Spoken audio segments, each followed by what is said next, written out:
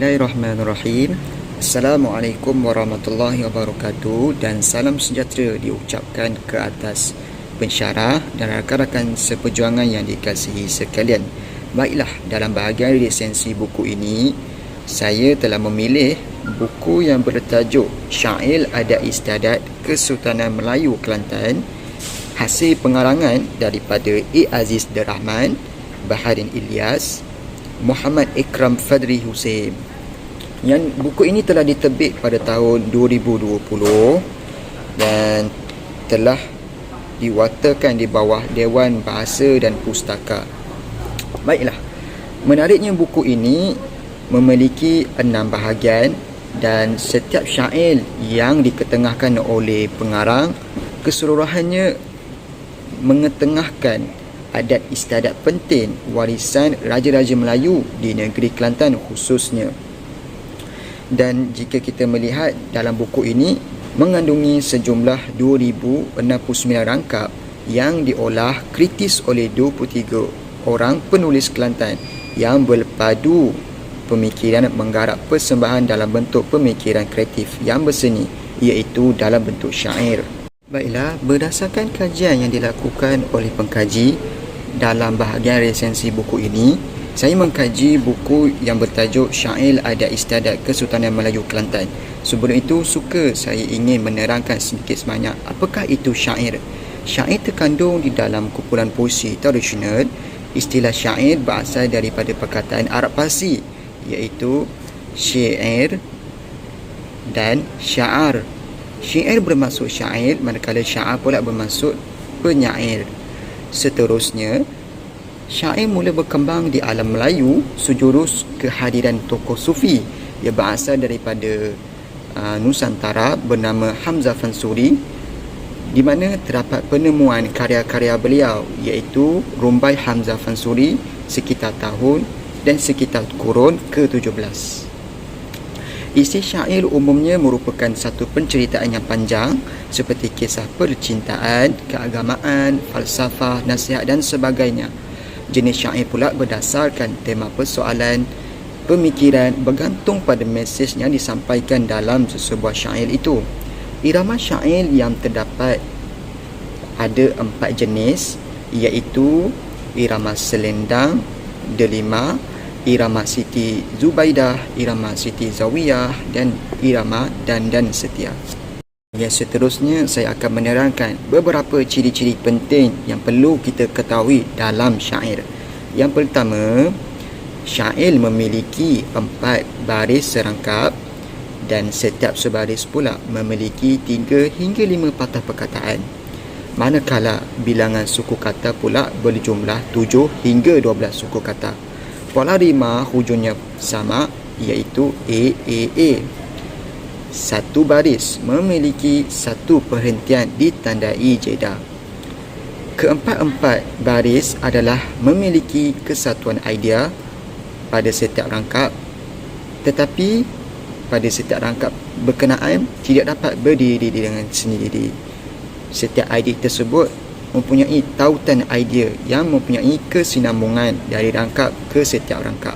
Kesempatan ini ingin saya mendendangkan beberapa syair mengenai adat istiadat bercukur. Baiklah. Selesai istiadat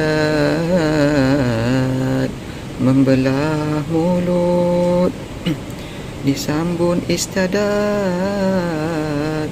bercukur rambut oleh mufti atau alim tersebut di dalam masa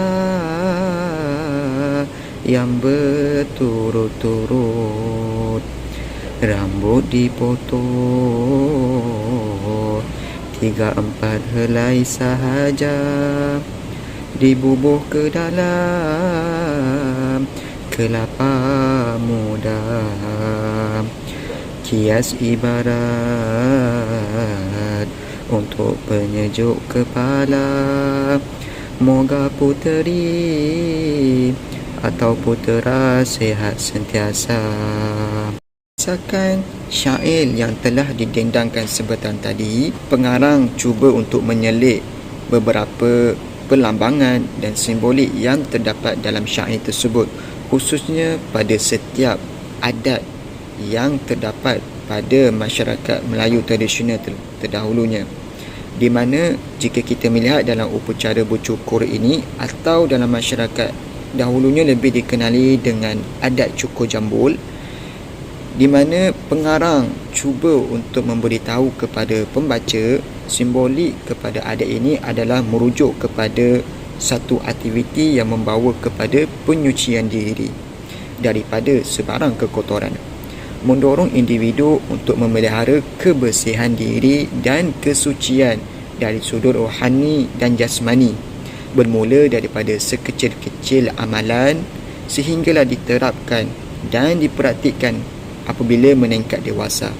Dapatnya juga unsur kepercayaan agama Islam yang diterapkan dalam adat istiadat tersebut, khususnya dalam adat atau upacara bercukur rambut atau lebih dikenali sebagai adat bercukur jambul, di mana amalan ini atau amalan cukur jambul ini sangat dituntut dalam ajaran Islam khususnya.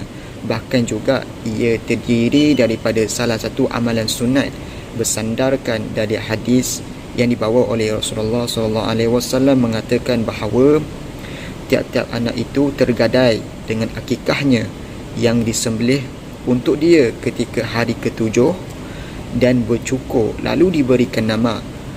Hadis daripada riwayat Ahmad dan disahkan oleh riwayat Tirmizi.